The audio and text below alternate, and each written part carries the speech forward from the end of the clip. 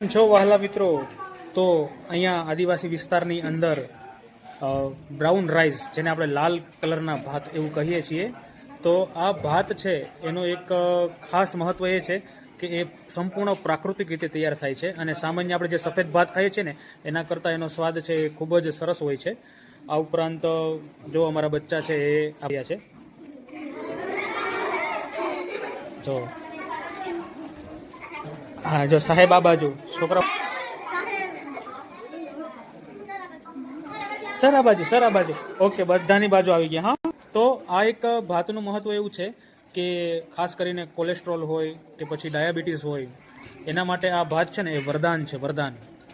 પહેલાંના સમયમાં અહીંયાના જે સ્થાનિક આદિવાસી લોકો છે એ આ બ્રાઉન રાઈસ અને બ્લેક રાઈસ છે એ જ ભોજન તરીકે ઉપયોગમાં લેતા હતા, જેને આ લોકો સ્થાનિક લોકો છે એ આ ભાતને તમે લોકો શું કહેતા હતા પહેલાં? બાકડાવાળી ભાત તરીકે ઓળખતા હતા. અને બાકડાવાળી ભાત, પછી ભાતને બીજું તમે શું કહો છો? ભાતને કોદરી, યસ, જો કોદરી પણ આ લોકો કહે છે.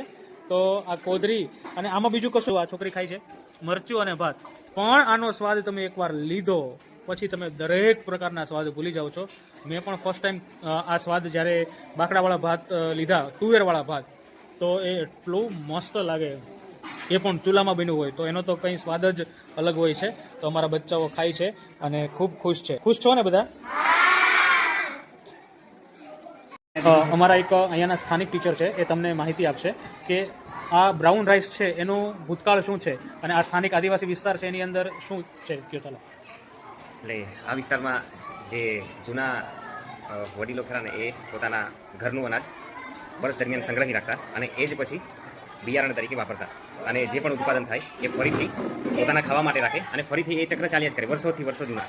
અને એમાં જેટલા પણ ન્યુટ્રિશન્સ હોવા જોઈએ એ પૂરતા પ્રમાણમાં ઉપલબ્ધ રહેતા, અને આખો દિવસ એ ભાત, એ અનાજ એક ટંકનું જમતા, પણ છતાં પણ એમાં સારામાં સારું પોષક તત્વો રહેતા, એટલે કોઈ પ્રશ્ન નહીં રહેતો. બાકી હાલમાં આપણે જોઈએ છીએ કે આ સંશોધિત જાતો આવી, અને અત્યારે આપણે જે ભાત ખાય છે બધા હાઇબ્રિડ ભાત જ છે, એવું ને? હા, બાકી હાલમાં એ સમગ્ર વિસ્તારમાં અત્યારે તમે બજારમાં જશો ને તો કોલમ ભાત છે, પછી બાસમતી છે, આ બધી છે ને એ હાઇબ્રિડ બિયારણવાળી જાત છે.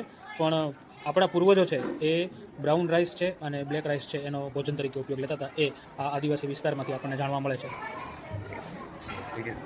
Thank you.